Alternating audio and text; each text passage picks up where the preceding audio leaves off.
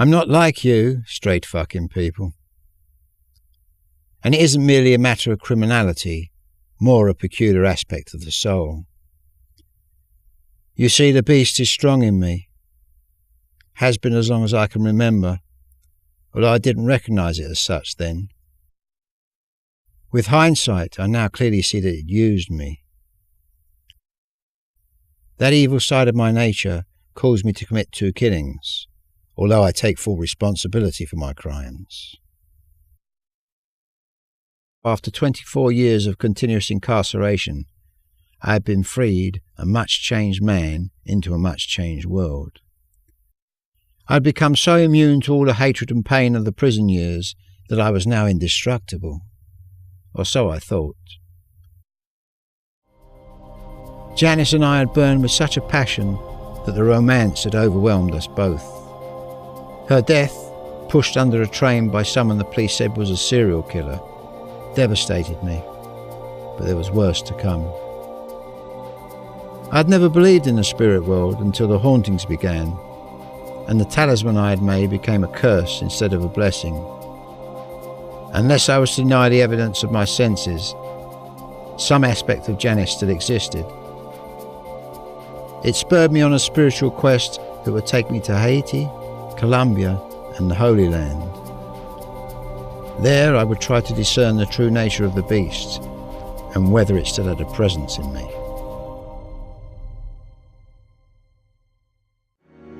As a virtually unknown author, one with a serious criminal background, I was finding it difficult to gain acceptability.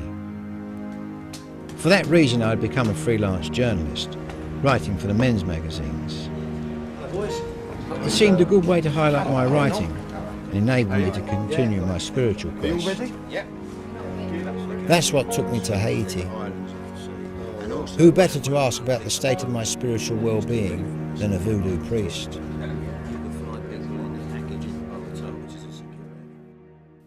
The morning flight from Miami to Haiti was uneventful.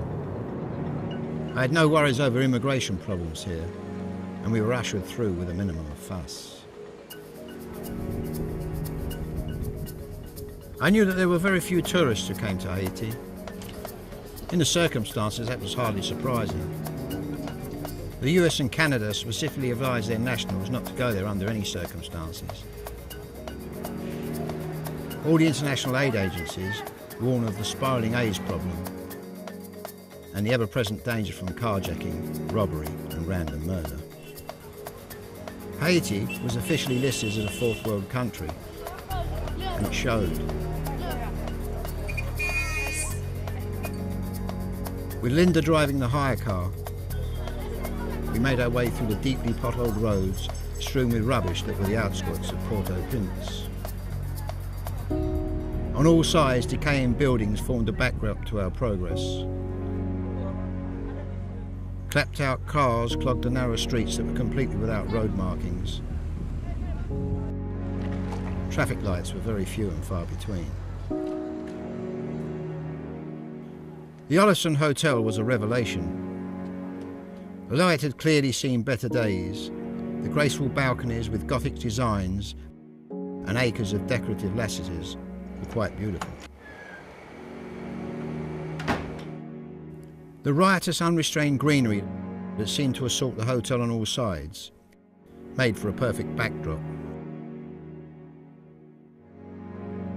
I couldn't help but reflect, though, that, whilst beautiful by day, it would be extremely sinister by night.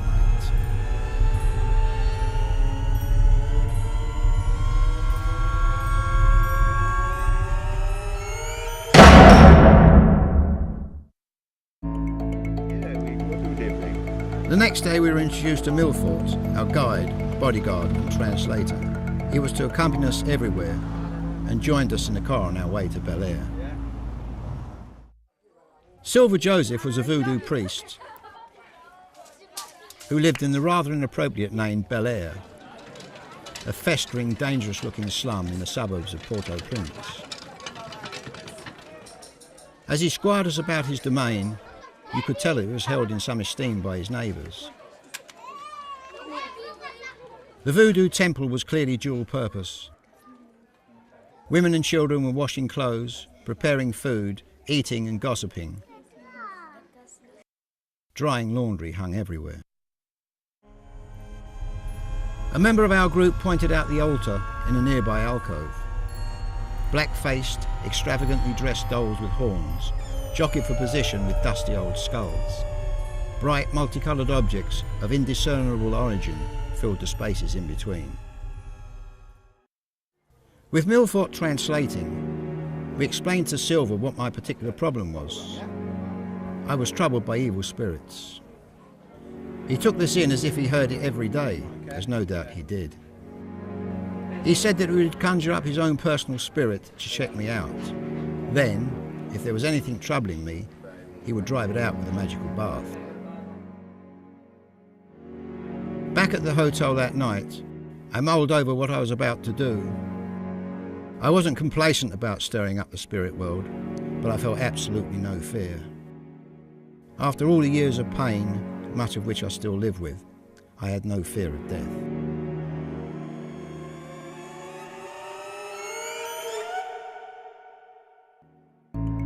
We set out for Bel Air the following afternoon.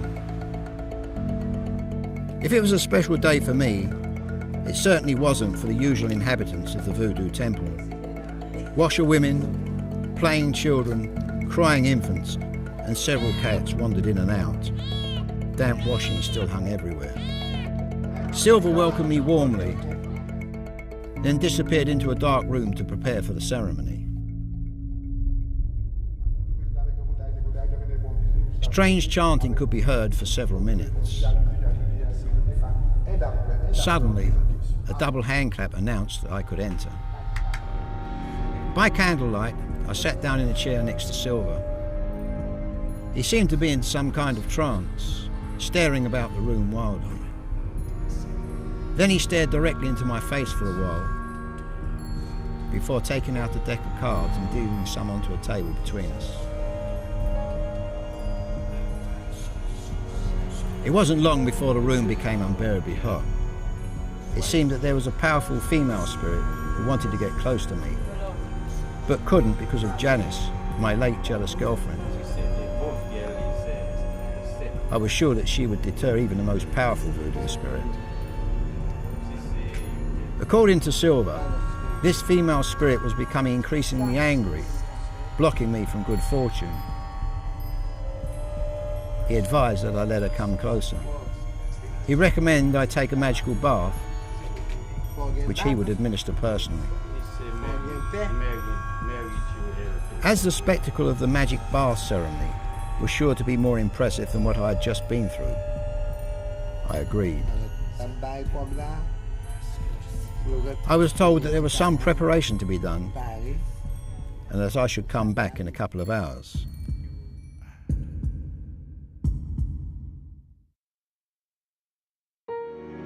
On my return, the women, children and assorted animals had gone, and some of the washing had been taken down. Clearly, Silver meant business. He welcomed me again, then withdrew into the altar room with his assistant to prepare once more. I was told to strip naked and stand on a board in front of the altar. Now I'd realised that for a bath, magical or otherwise, a degree of nakedness would be required. What I hadn't realised was that I would be stark naked. However, you can't spend 24 years in prison and still be shy about personal matters. There was also a very sound practical reason for my caution. Of all the spirits that might be watching over us at this moment, the one to the front of my mind was that of Janice. What would she say if she saw me now standing here stark naked with a priest, a cameraman and a female photographer? It would take an army of voodoo priests to protect me from her wrath. My ruminations were suddenly disrupted by a small explosion and a sheet of flame. Silver had set light to the liquid in the bowl. It burned brightly for several seconds before he snuffed it out with a towel. He spun me around several times, all the while uttering incantations. Then, Holding a candle just below my chin, I was told to silently say a prayer to St. Nicholas for that which I desired. Filling his cupped hands with some of the liquid from the bowl, Silver proceeded to rub it all over my body, from the top of my head to the soles of my feet. Suddenly my flesh seemed like it was on fire. My face burned so fiercely that my eyes filled with tears, temporarily blinding me. A hot flush spread through my insides. Not surprisingly, every bit of my complacency had disappeared. I was now taking the experience a lot more seriously. I wondered what trial Silver had in store for me next. Telling me to hold out my left hand, Silver poured some of the liquid into my upturned palm. I was told that he was going to set it alight and that I should snuff out the flame myself.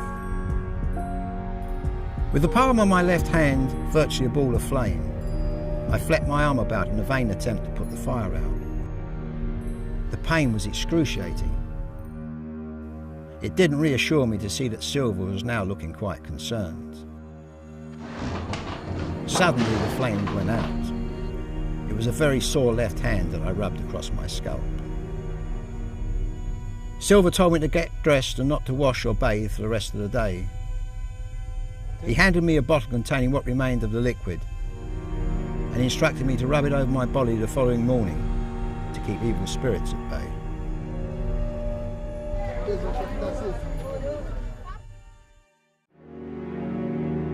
At breakfast, we learned about the recent violent incidents at Port-au-Prince's main cemetery. 9 people have been shot to death by police in recent disturbances. Tourists and other foreigners were common targets at these protests. I had been warned that the coming experience would be an ordeal. On the way to the cemetery, Milford told us what to expect at the Day of the Dead ceremonies. For Haitians, it was a festival of Jenin, a family of spirits who are guardians of the dead. If the buildings of Port-au-Prince had been merely decaying, the fabric of the cemetery was in an altogether more perilous state. Rusty gates hung haphazardly from broken hinges, and crooked tombs dotted the landscape for miles. Near the entrance milled a seething mass of celebrants. Many women wore brightly coloured dresses and headscarves. One man cradled a skull under his arm. He held a black walking stick in one hand. Within the cemetery, we were confronted by beggars of all ages. From young children to aged crones, they cried, "Blanc, blanc, $1," like some ritualistic chant. I was firmly in battle mode. I didn't feel afraid. I had told myself that, whatever happened, I couldn't afford to show any fear. As we made our way towards the centre of the cemetery, most of the beggars dropped away. This gave us more opportunity to examine our surroundings in detail. We passed groups gathered around graves lit with candles who were chanting, giving offerings and drinking clairin, a Haitian rum firmly rooted in their culture. There were friendly, welcoming looks, but there were also hostile stares. Assuming an air of confidence I didn't really feel, I pressed on.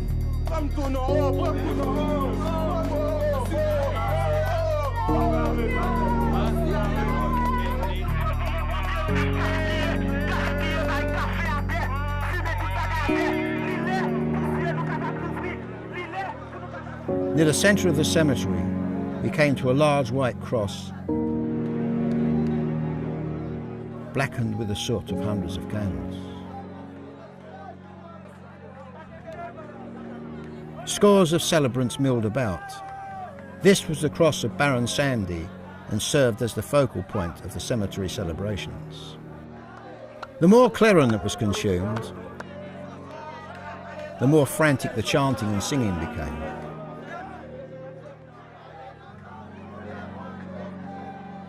From time to time, men would appear dressed as Baron Samedi. An old man danced playfully through the crowd right in front of me, tweaked my nose and reached down and tweaked me again. I was assured that it was nothing personal, just the lewdness and humour of Gede. After an hour we felt that we had seen enough and that to stay longer would depress our luck. We forged a path back to the entrance, thus ending a thoroughly unpleasant experience. At the hotel, I reflected on the day's events. It had been a thoroughly unpleasant and stressful experience. My first encounter with the spirits of Gede had left me quite exhausted. The following day, we drove down to the coastal town of Jacmel to witness their Gede celebrations.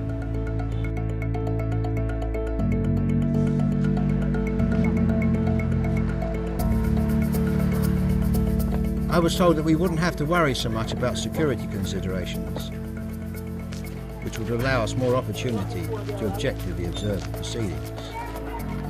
I gather that the others hadn't enjoyed the experience of the previous day either. The elegant decay of the French colonial buildings of Jacmel was a refreshing change from the urban collapse of Port-au-Prince. There was still grinding poverty, but the beggars who accosted us in Jacmel's cemetery were much more restrained than those of the day before. I lit a candle at their Baron Samedi cross, virtually unmolested. That evening, we witnessed two Gede ceremonies that could hardly have been more different. The first was presided over by a white American woman called Carol. Even barefoot, she towered above me. Carol, supposedly a fully initiated priestess herself, advertises voodoo holidays on the internet. During some of these holidays, she initiates would-be voodooists into the priesthood. She introduced Dave, a short, fat, bearded Jewish guy from Syracuse, whom she had personally initiated. The carefully choreographed ceremony, held in a roof temple with no walls, owed more to show business than to spirituality. Done up in a ceremonial outfit of flowing purple satin and wielding a massive machete, she looked quite ridiculous. The ritual consisted mostly of singing and dancing, and Carol thundering about the earthen floor, wielding the machete. Thus far, I hadn't been at all impressed by the degree of spirituality of the ceremonies conducted by the voodoo priesthood. As far as spiritual experiences go, they had left me cold and unmoved. I could only hope that the ceremony later that evening would be different. On our way to the next Gede ritual, we journeyed through narrow labyrinthine alleys. Travelling ever deeper into the heart of the slum, it occurred to me that, should we lose our guide, we'd not find our way out. That fear motivated us to move quickly, and we arrived at the temple shortly after dusk. As a place of worship, this temple was entirely more impressive than any we'd previously seen. It was at least twice as big as Silver's in Port-au-Prince and was lit by dozens of candles. If it was also dual use, we saw no evidence of it. Before the ceremony, the priest's assistant marked out the mystical drawings for Gede on the bare earth floor. At cardinal points he set lit candles and bottles of rum. Several drummers sat in a group in a corner, while scores of celebrants in their street clothes thronged the margins of the temple. I felt that we were intruding, both as the only whites present and as outsiders. Quite clearly, we weren't sincere practitioners, merely curious observers. We weren't exactly welcomed, but there was no real hostility either. The voodoo priest was clad all in white. He seemed quite young, certainly no more than in his late 20s. He was joined at the centre of the temple by the priestess, now clad all in white as well. A chorus of several other women, dressed in white flowing robes, circled them and the central post. The priest initiated the proceedings with calls to the Gede spirits. Then the beat and the intensity of the singing and dancing increased. At the margins, the congregation swayed rhythmically, occasionally calling out and joining in the singing.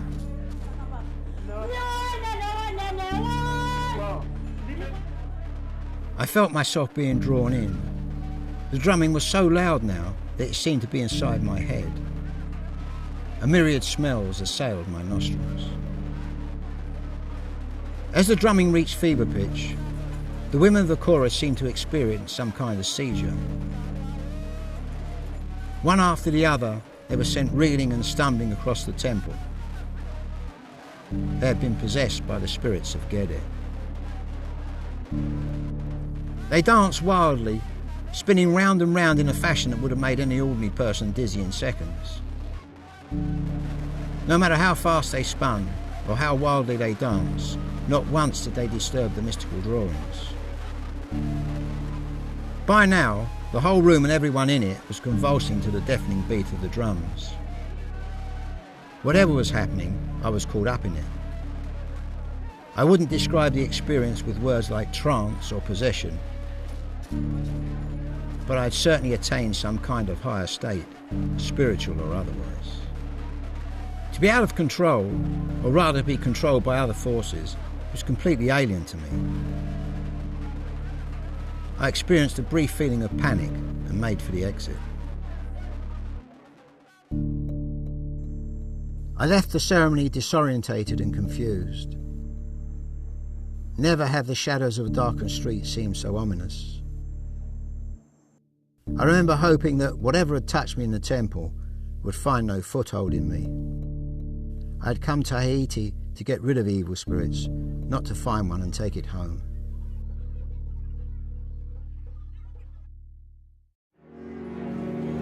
Although I felt that I had brought the Haiti story to a successful conclusion from a journalistic perspective, from a spiritual one, it still left many questions unanswered. The fact that Silver Joseph had told me that I was free from evil spirits was neither here nor there. I felt that he would have told me whatever it took to get the most money off me. And now that my curiosity was well and truly aroused, I found myself casting about for other ways to test my spiritual well-being. The answer came from an unexpected source. Dan was a friend of mine who had lived in Colombia for many years. He suggested I do a piece on the Colombian shaman. They had a reputation for driving out evil spirits in conjunction with a special potion, the hallucinogenic yahe. We flew from Bogota to Leticia, the southernmost town in all Colombia. An agreement between Brazil and Peru had given the Colombians this thin tongue of land that stretched down to the banks of the Amazon. Leticia was both hot and humid. The temperature reached 91 degrees and it rained heavily for several hours at a time. The place was typical of all Colombian jungle towns. The shabby two-storied buildings separated by dusty potholed roads, along which trundled rusting, battered old cars, surrounded by a sea of motorbikes, cycles and scooters, some of which carried several passengers. Ironically, the town was very safe, with regular patrols from the nearby army base. Smuggling is the name of the game here. Drugs for the world's markets out of Colombia. We were the only tourists. Dan introduced us to Jorge, a young guide he knew from a previous trip. Together we visited a local makeshift zoo. Suéltala ahí, pa. Bravo. Yo lo que hizo con el caimán y de pronto va y lo afloja un poquito y Él las aprieta. One aspect of the hallucinogenic yahe was that there are often visions of jungle creatures and plants. Occasionally one saw oneself as a spirit form of whatever jungle creature one is. Some experiences could be beautiful, others could be terrifying. So I needed to see the people, animals and plants all in their natural environments. Only then would I be able to understand the true import of any visions I might see. The following morning saw us leaving Leticia by boat. We struggled down to the river with our kit and some provisions and climbed into a long canoe powered by an outboard motor. The Amazon was mighty and magnificent. All around us the people of the Amazon passed in a multitude of different craft.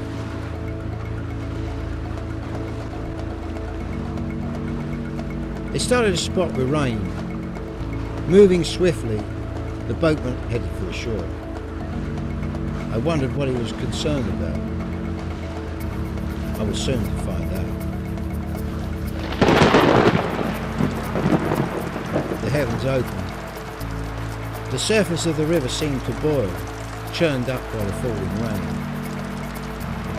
Seconds ago the sky had been clear and the sun had been shining. The weather could change very quickly on the Amazon. We were headed for Monkey Island, a project started by an American 20 years previously. He had built long wooden dormitories for the tourists to stay in whilst observing the thousands of monkeys that inhabited the island. Well, that's what he said his intention was. He disappeared when customs found 5 tons of cocaine in a shipment of wood he was sending back to the US. At first, the grey army of monkeys sat watching us to see if we were in any danger to them. When they saw the bananas, though, they recognised the signs. They descended to the ground and ran toward us. Completely fearless now, they swarmed all over us.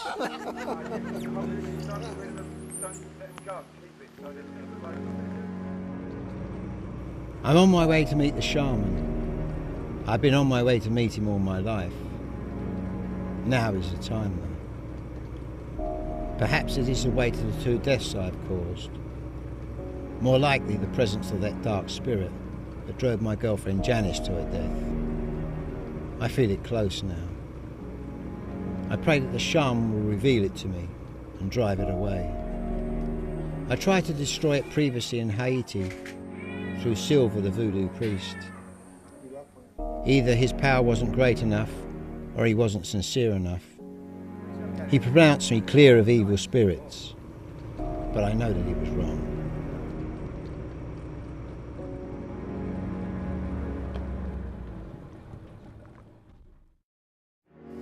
We followed our guide along muddy paths until we seemed to be confronted by impenetrable forest. We found that it was a log road made out of fallen trees. It had clearly been constructed with considerable skill, as one end of one tree neatly abutted the next. But the bark was slippery and treacherous. Danny told me that even the shaman falls regularly, and his wife had broken her wrist recently. Half an hour and several falls later, we emerged into a wide clearing. Right in the middle was a large hut made out of logs and leaves.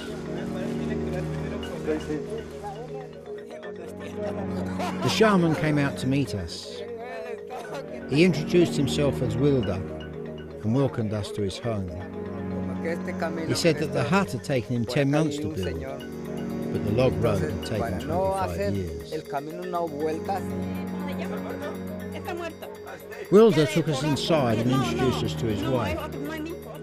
She was preparing dinner with her daughter at her side. I noticed some unfamiliar vegetables and she was skinning a monkey. I've been fasting since breakfast, as food interacts with the yahe and interferes with the effects. It was a perfect excuse to refuse the offer of food. We walked outside and Wilder showed us the vine growing all around the hut. He also pointed out other plants he would be adding to the brew. In view of the fact that I knew I'd be drinking the yahe, I'd carefully researched what was in it. It was used extensively throughout Central and South America. Depending on the location, it was also called ayahuasca or carpe. Because of its psychedelic effects, some called it the vine of the dead, the visionary vine, and the vine of souls. All the versions of yahe are made by boiling the bark of a certain vine. This broke down into the powerfully hallucinogenic substances that have effects similar to LSD, mescaline, and psilocybin. Not surprisingly, the drinking of yahe has several severe effects, not the least of them being nausea, vomiting, dizziness, and diarrhea. The vomiting and diarrhea are crucial to the purgative process that drives evil spirits and toxic matter out of the body. It also leads to euphoric, visionary, aggressive, or sexually aroused states. Quite clearly, any normal person would have to think twice before taking such a potion. But I was a very long way from being a normal person. What if I took a potion and saw myself as one of the more terrifying creatures? What if I reverted to my former savage self? But I was committed, and it was too late to turn back now. We returned to the hut, and Wilder cut off a portion of the vine and beat it to a pulp with an iron bar before putting in a pot with several other plants he had cut earlier. They will be boiled for several hours. The soup from this concoction would be the yahe. Wilder explained that the yahe ceremony I was about to experience was millennia old and descended from the Incas. He emphasised that it wasn't himself who was powerful, but God. It was God's power passing through the shaman that cured people. I tried to mentally prepare myself for the ceremony. In spite of the effects of the yahe, I wanted to stay focused. This wasn't just a hedonistic experience. I wanted to be able to write a definitive account of it. I was aware that I felt completely at ease here and feared nothing in the jungle. A small voice whispered to me that whatever spirit I am a powerful one. Another voice warned that perhaps this should concern me.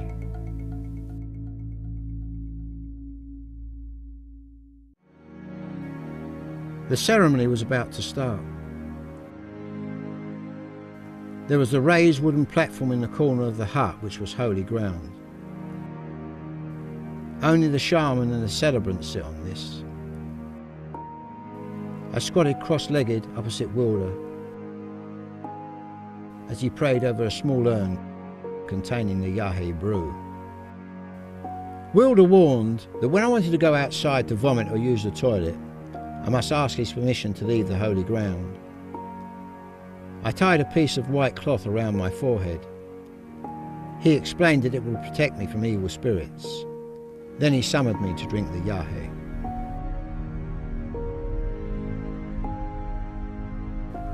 The brew itself had an indescribable smell, one that was distinctly unpleasant.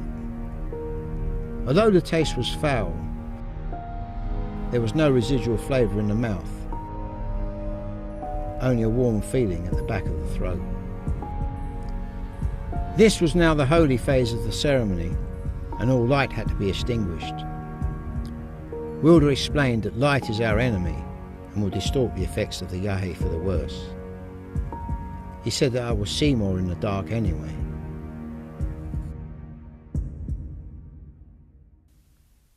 I sat in the pitch blackness, waiting for the effects of the yahe to kick in.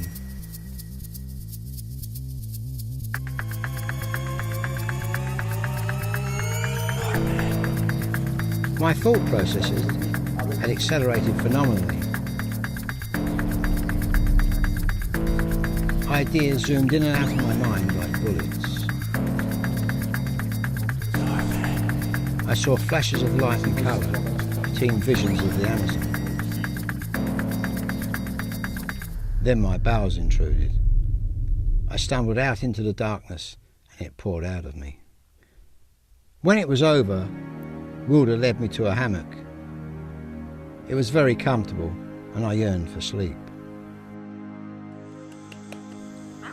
Morning finally came and I hadn't slept a wink. I was tired, I badly needed a shower, and I was very hungry. I went to speak to Wilder, but strangely his eyes wouldn't meet mine. As he spoke, he looked at the floor. At first I thought it must be the effects of the yahe, and that I was imagining it. Further encounters only confirmed that he wouldn't meet my gaze, but he chatted amiably with Dan.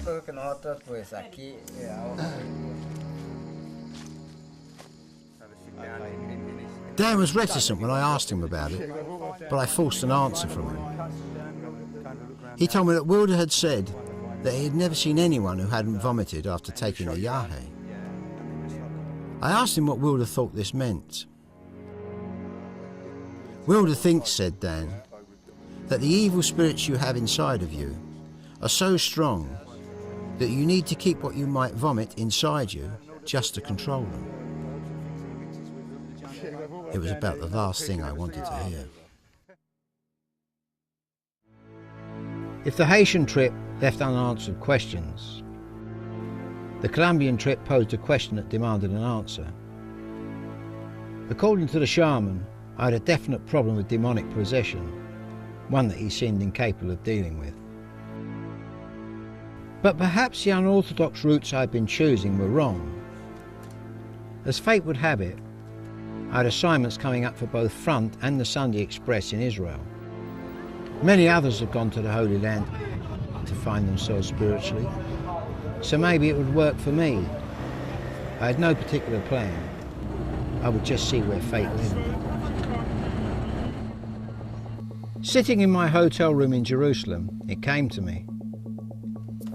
If I wanted to positively empower my spirit, what more holy a place was there to do it in than Bethlehem, the birthplace of Christ? I would visit the Church of the Nativity in Bethlehem. That would be my next mission.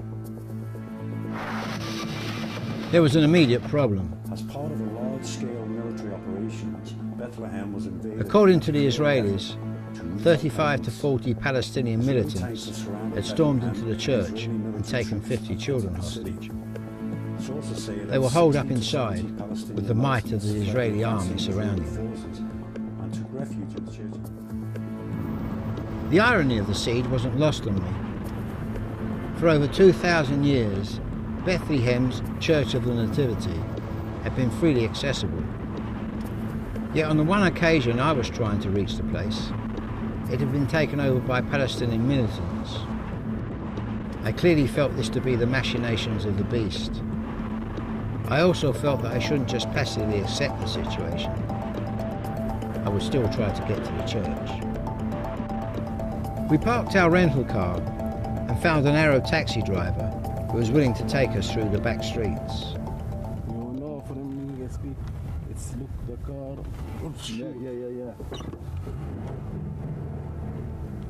As we passed through Beit Jala, which neighboured Bethlehem, a curfew was in operation. The streets and pavements were eerily deserted, giving the impression of a ghost town. Fallen masonry and damaged infrastructure further added to the sense of disorder. As we neared Manger Square, the street narrowed into an alley. At one point, 2 badly damaged cars blocked the way. In a nearby doorway stood a young Palestinian. He confirmed that there was a curfew between 2 and 6 p.m. He took us inside his home and introduced us to his family. His mother sat in a chair close to a window. The young man pointed to 2 bullet holes just above her head that he said had been fired by the Israelis. We continued along the alley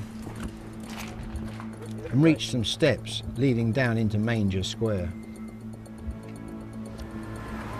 Hiding behind a wall, I watched as an Israeli patrol passed across the square. I ran across the alley to stand in a doorway at the top of the steps. I watched as 2 more patrols passed. With the latter, I must have been careless. There was a shout and the patrol ran up the steps towards where I was hiding. Holding out my press card, I stepped into the open. The heavily armed patrol surrounded me. One of them said that he had nearly shot me. Canadians to understand it. Their leader warned that if I came back again, they would confiscate my press card. Clearly, I wouldn't be able to reach the church today. Equally clearly, it was the end of the mission. Only hours after my disappointment in Bethlehem, the world news was dominated by the Israeli incursion into the refugee camp in the Palestinian city of Jenin. The Israelis were talking about a limited military operation. The Palestinians were speaking of a massacre. I guess that the truth lay somewhere between the two, and that it would be necessary to talk to both sides. You could tell that the Israelis were taking it very seriously, because the press conference at the Jerusalem Media Center included senior Israeli figures, including the Deputy Prime Minister, Nathan Sharansky. Major Rafi Lederman described Jenin as both a suicide capital and a fortress of terror. On the walls nearby were hundreds of photos of Israeli casualties of terrorist bombings. Also on display were captured weapons and suicide belts packed with explosives. Lederman said that it was necessary to go into Jenin to try to stop the bombers at source. He denied that there had been artillery used or bombing from the air. He said that 38 Palestinians had been killed, including several women and 1 child. The Israelis had suffered 23 killed and 75 wounded. The drive to Jenin took us through desert that could have changed little since biblical times. The checkpoints and roadblocks began just before Salem, which was as far as we would be allowed to go. The whole area around Jenin had been declared a closed military area. This served to make it look like there was something to hide. The Salem checkpoint was quite literally an armed camp. Scores of tanks and armoured vehicles were surrounded by hundreds of Israeli soldiers. Everyone made it clear they would not comment on the situation. It was also made very clear that we would not be allowed into Jenin. Very shortly after we arrived, a group of civilians, conspicuous in their white caps, came marching up to the checkpoint. They were doctors from the Palestinian Medical Relief Committee. Their coordinator, Dr. Basil Rotas, said that for 3 days they had been trying to get into Jenin. An Arab MP, Dr. Ahmed Tibi, spoke of atrocities, including mass killings and the demolition of houses. People have been massacred and houses have been massacred. The whole refugee camp have been massacred, and the reason was... There was a tense standoff as the doctors confronted the troops. However, today a concession was made. 55 doctors will be allowed into Jenin. We, though, would not be amongst them. I pulled a doctor aside and asked him if he could tell us of a back way into Jenin. He directed us to the village of Jenin.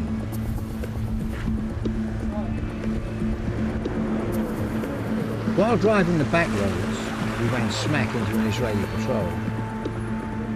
We were told in no uncertain terms that if they saw us again, they would confiscate our equipment. We turned back, then doubled back around. By now we were quite lost. We stopped a passing Palestinian and asked directions to Jenin.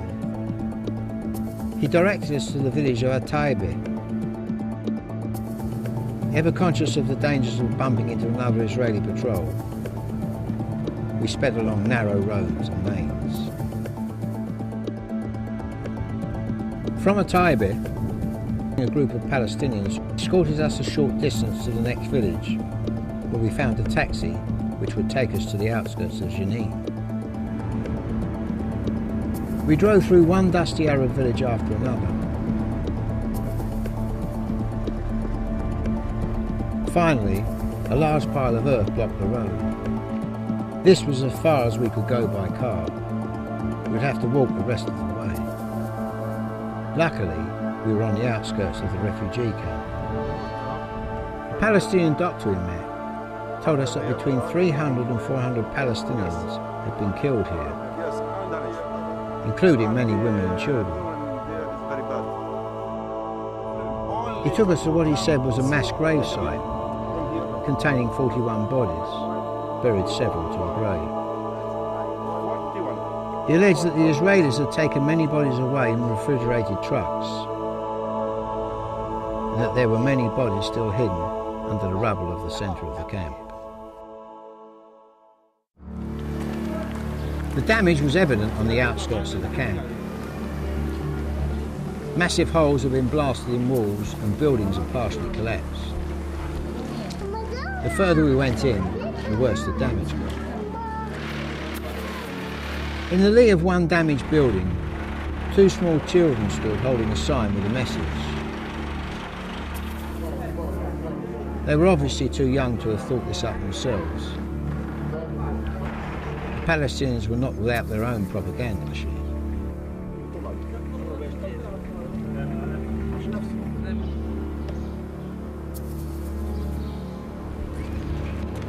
The centre of the camp was absolutely devastated, with not one building still standing. Quite clearly, anyone left in the buildings would not have survived. In places, mechanical diggers scoured the ruins for bodies. Women and young children picked through the rubble, looking for personal belongings. Quite bizarrely, families were sitting in their homes, quite visible through whole walls that were missing. In one place, Palestinian flags of armed groups sat atop piles of rubble, but there was no evidence of the presence of militants. Further evidence of the indiscriminate nature of the assault were two damaged ambulances, crushed as if trampled by an angry giant. We arranged an interview with Dr. Mohammed Abu Ghali, the superintendent of the camp hospital. On the walls of his office hung posters carrying revolutionary slogans and photos of armed militants. It didn't augur well for his impartiality. Dr. Ghali spoke of hundreds of civilians dead, including scores with execution-type wounds. He said that there were 4 women and 2 children dead from bullet wounds. He too alleged that there were still many dead underneath the rubble, and that the Israelis had taken many bodies away in refrigerated trucks. If we had been in any doubt that it was still dangerous in the camp, the doctors told us that the Israelis had left booby-trapped bombs behind, and that a doctor had been severely injured by one this very day. Seeing as how the Palestinians had booby-trapped many areas of the camp, I guess that there was much unexploded material still under the rubble. Coupled with the possibility of disease from the rotting bodies as yet uncovered, I concluded that the longer we stayed, the greater the danger would be for us. The next priority was to get out of the area with all the film footage we had taken. An encounter with an Israeli patrol could end with everything being confiscated. As we tried to leave Jenin, there was an immediate problem. The Palestinians told us that an Israeli tank was parked across the road and was turning everybody back.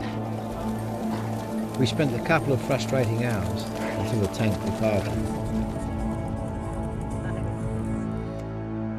Back in my Jerusalem hotel room, I wrote up a more detailed version of my story. I had seen no real evidence of a massacre. The Israelis had lost 23 of their own, with 75 wounded. In the narrow alleys of the refugee camp, brave warriors of the Palestinian resistance had engaged in close-quarter combat with equally brave warriors of the Israeli army. To say anything less would be disrespectful to both sides. From a journalistic perspective, Jenin had been a fruitful trip. I'd returned with a virtual exclusive on a story that was dominating world news. At first sight, though, there was little mystical about it, and it seemed to advance my quest for spiritual self-awareness not one jot. However, on closer analysis, perhaps it was a very mystical experience indeed. The suicide bombings that killed and maimed innocent Israelis, the Israeli bombardment that killed and maimed equally innocent Palestinians. Wasn't this the work of the beast in the world? Both sides claimed to be fighting for freedom and justice. Yet at times, both sides were possessed by the beast. Perhaps this was the message for me. If the beast could possess nation states, it could certainly possess an individual. I had already curbed its power in me. Now I would use its very strength against it. My ongoing mission will be to destroy it completely.